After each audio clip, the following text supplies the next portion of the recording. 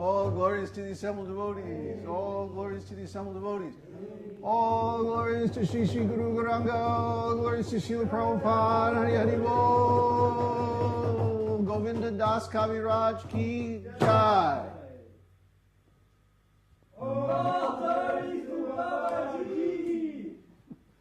Namo Vishnu Padaya Krishna Prasthaya Bhagavate Śrīmad Bhāgavatam Swami Shamani Namaste Saraswati Devi Gauravani Pacharani Nirvishesha Shunyavadi Paschachadesha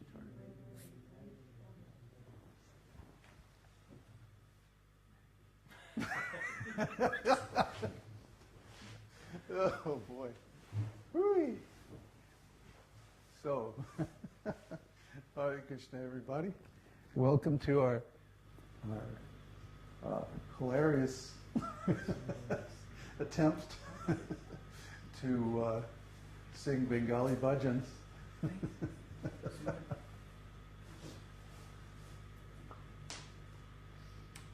So adjust the sound for speech.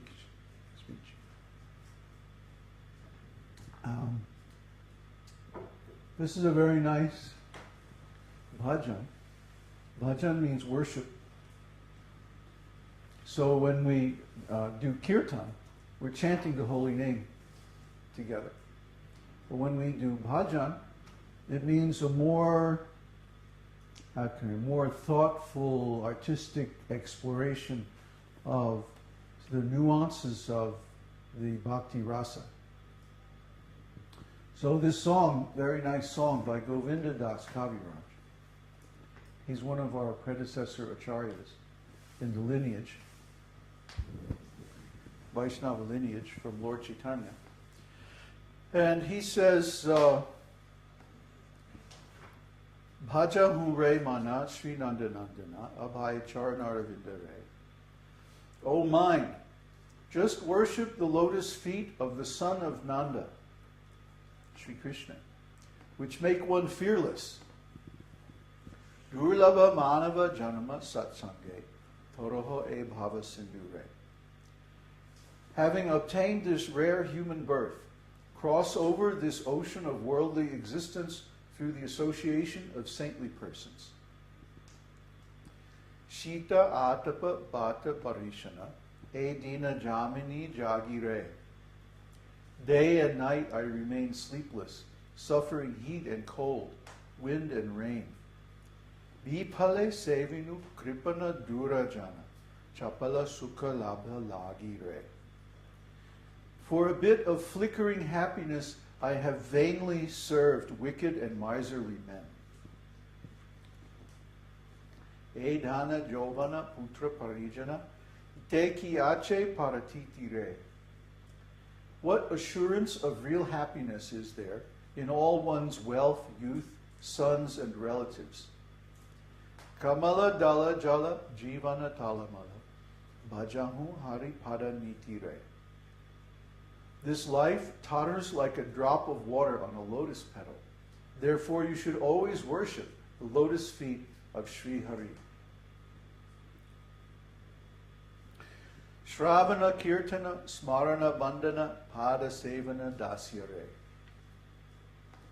Govinda Das longs to hear the glories of Lord Hari, chant his glories, constantly remember him, offer him prayers, serve his lotus feet. Pujana Sakhi Jana Atma Nivedana Govinda Dāsa abhilāṣa re. Become his servant, worship him, serve him as a friend, and completely offer him his very self. So this is the whole philosophy of the esoteric teaching wrapped up in one little song, 4 verses. Which means that it's not really very complicated. Anyone can understand. Anyone can do also. Because we're doing these things anyway. We're doing anyway. Like he says, Bhajahu re mana. We're worshiping. We're serving. But what are we worshiping and serving? Right now we're worshiping things in this material world. Thinking that, if I can just get a nice family, nice job, nice house, nice car, blah, blah, blah, then I'll be happy. Huh? We're thinking all these temporary things will make us happy, but no. Actually, it simply leads to degradation of the soul. We have to serve cruel, miserly, wicked, heartless people. People who have no spiritual qualifications at all.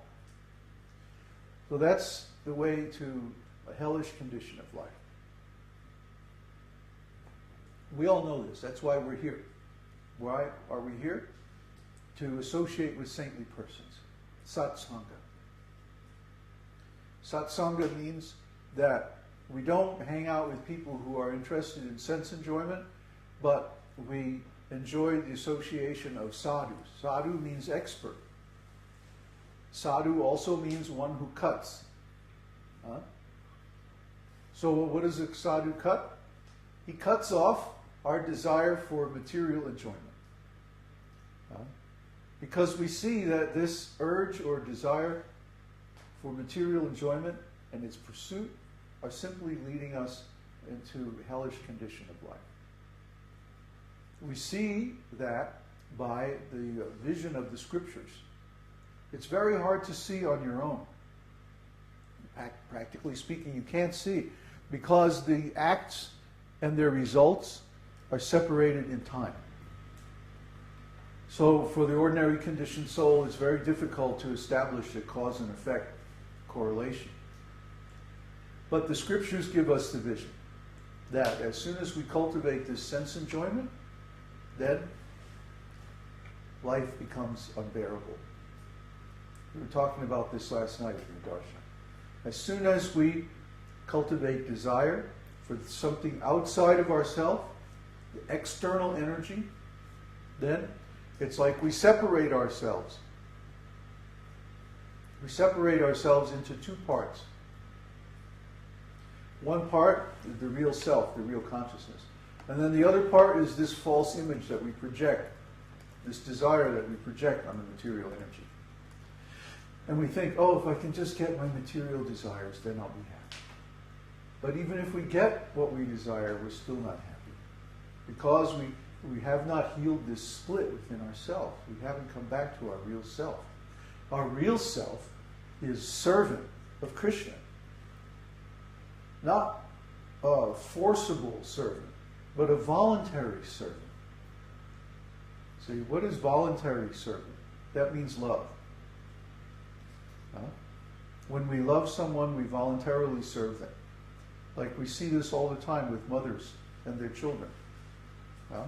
The baby is crying in the middle of the night, and the mother gets up without any complaint and serves the child, the baby. How is this? In the material world, this never happens. No one serves someone else without some idea of profit. Yet we see in motherhood closest thing to unconditional love, which means service without any thought of reward. The service itself is beautiful. The service itself is rewarding, satisfying. So we don't need any additional reward. We're not doing it for the reward, we're doing it for the sweet taste of the service itself. This is real life. This is real pleasure. Because this pleasure is not conditional. It's not dependent on what the other person does that we're serving. Just like the baby may cry, the mother gets up and does whatever the needful, and then puts the child back to bed and goes back to sleep. And a few minutes later, the baby begins crying again. So again, she gets up and takes care like that. This is love. See? Service of Krishna is like that. Service of Krishna means we don't place any conditions that, Krishna, I'll serve you if you give me this or you do that or whatever. No, we say, Krishna, you're the Supreme Personality of Godhead and you deserve my service whether or not you reciprocate or whether or not you respond or whether or not I get anything out of it at all. This is real service. This is real love. And when we do that out of our own free will, guess what happens? We heal that split within ourselves. Because we're always a servant. Anyway, either we're serving our wife or our husband or our children or our boss, or we're serving the economy, or we're serving the country, or we're serving society, or we're serving some sense desires, serving our own mind, some idea. I want to be perceived like such and such. I want people to see me with a certain image.